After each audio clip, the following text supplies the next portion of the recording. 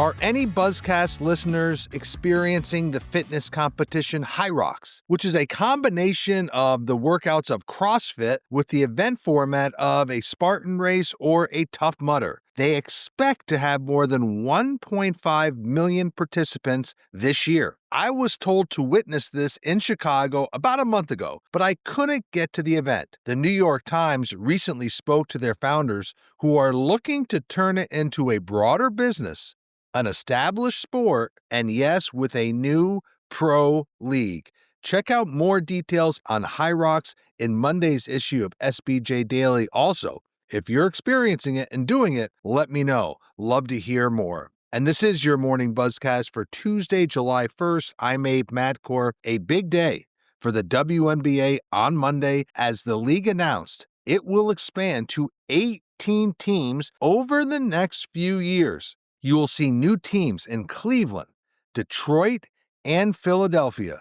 Here's how it lays out. The Cleveland team begins in 28, Detroit 29, Philly in 30. Cleveland will be owned by Dan Gilbert's Rock Entertainment Group. The Detroit WNBA ownership group is led by Pistons owner Tom Gores, and the Philadelphia team will be owned and operated by Harris Blitzer Sports and Entertainment. Each group paid a $250 million expansion fee. Yes, you heard that figure right. That's quite a bit more than the $50 million that Joe Lacob and the owners in Golden State paid for the Valkyries just a few years ago, and that team started this season. And this doesn't include any other investments these teams will make in facilities, training facilities, and other amenities. So we're talking about significant investments being made. Now, there's some history here. Both Cleveland and Detroit had W teams in the past. Philadelphia was home of an ABL team. Cities on the outside not landing a team this year include St. Louis, Kansas City, Austin, Nashville, Houston, Miami, Denver, and Charlotte.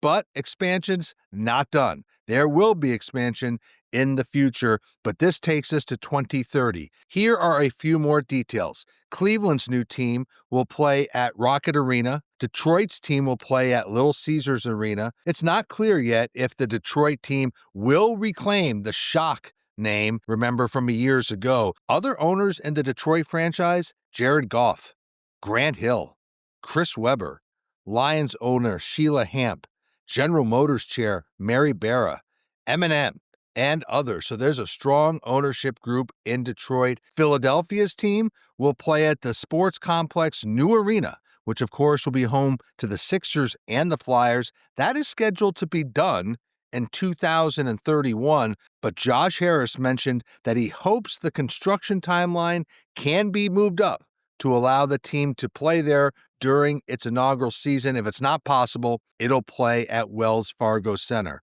So a lot of big news around the W. 3 expansion teams being introduced gradually, but Cleveland, Detroit, Philadelphia, a big day certainly for the W. And we'll have more on these expansion franchises as news develops. Speaking of the W, there is one team that deserves your attention. It's the Golden State Valkyries. There was a package of stories in San Francisco over the weekend looking at the success of this startup franchise.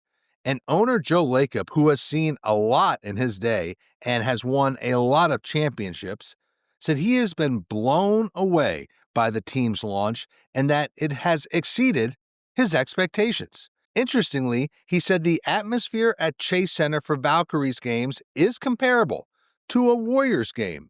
He said, quote, "It's different. I'm not going to say it's better, but it's almost better.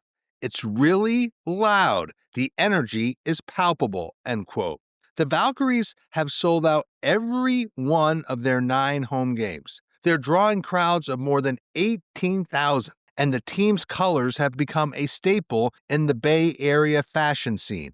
Lacob did have another very interesting quote. He said the W is certainly raising the bar, but, all teams and the league are going to have to execute.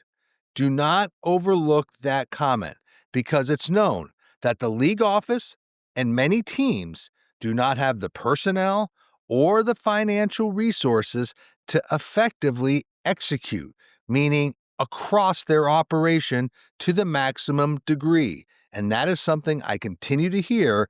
That is something to keep your eye on. While we're talking about expansion, a new name has been brought up in the conversations about the NHL's possible expansion, and that's Austin, Texas. Austin would be appealing for a variety of reasons. It's a growth market, no doubt. Any NHL expansion bid would have a fee of about $2 billion. And the four markets mentioned the most: Atlanta, Houston, Indianapolis, and New Orleans. And there's been most of the emphasis on the Atlanta market.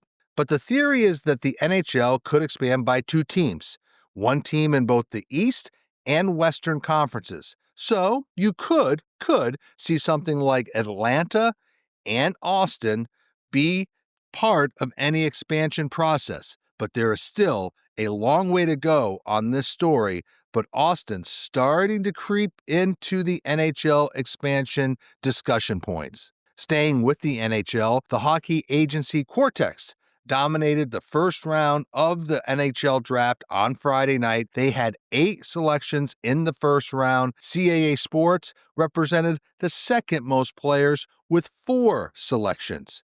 Meanwhile, Newport Sports Management, the Sports Corporation, and Wasserman tied for third place with 3 client selections in the first round. For the complete first-round picks and their representation, visit sportsbusinessjournal.com. I recently spoke to 2 longtime pro sports executives who are now working on campus, and they are calling for a concerted effort to reset the marketplace because colleges and universities must generate more revenue, with revenue sharing starting immediately. 2 leaders, Michael Drake, he used to be at Legends, the Falcons, the Hawks. He is now CEO of Clemson Ventures. Ryan Holmes, he spent 15 years at the Cincinnati Bengals. He is now president of Cincy Sports Partners at the University of Cincinnati. These 2 are just the start. You saw Jim Smith go from the Atlanta Braves to the University of Maryland as athletic director. He recently brought on Joe LeBoux from Charlotte FC and Tepper Sports to College Park. So these leaders will bring a new sophistication on revenue generation to campus. But here is what they are learning. First, there is great potential on campus, but there is a lot of work to do. They frankly need more people. Michael Drake said at Clemson, their activation department has 2 people running 60 to 70 corporate partnerships. At Cincinnati, they also have 2 people and almost 100 partners. Yes, you heard that right. Each has 2 in their activation department. They also called for a reset of value in college athletics. If schools want to drive more revenue, they're going to have to increase the cost of doing business. That might upset some long-term partners. But these leaders said that schools must maintain price integrity if a corporate sponsor balks, as the only way schools are going to generate more revenue is to charge more. These leaders believe that college athletics has been unsophisticated for years and that brands have recognized that and taken advantage of it. And so they are talking to current partners about the value of the marks of college IP on campus. This is a major mind shift in college athletics. Brands and agencies are going to see the cost of doing corporate sponsorships increase as schools look to leverage their devout and avid fan followings. The question is, how will corporate sponsors and the agencies respond going forward?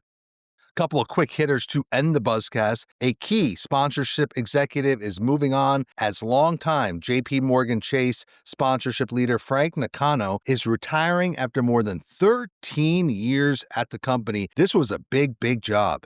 He oversaw Chase's sports sponsorships, a department of nearly 30 people. They had big deals at the U.S. Open with the USTA, at Madison Square Garden. Of course, they have naming rights to the Warriors' Chase Center in San Francisco. So Frank Nakano is moving on. His longtime colleague, Kate Schaaf, she will now lead Chase's sponsorship department. That's a big brand that spends a lot of money on sports sponsorship and marketing. And finally, count me hooked and ready for Netflix's big series on the Dallas Cowboys. Yes, the latest trailer dropped Monday for, quote, America's team, the Gambler and his Cowboys. Now, this is a docuseries following Jerry Jones and his ownership of the team. It gets released August 19th. It will have 8 45-minute episodes, and they have some of the biggest names in the team's history on camera. Jerry Jones, his family,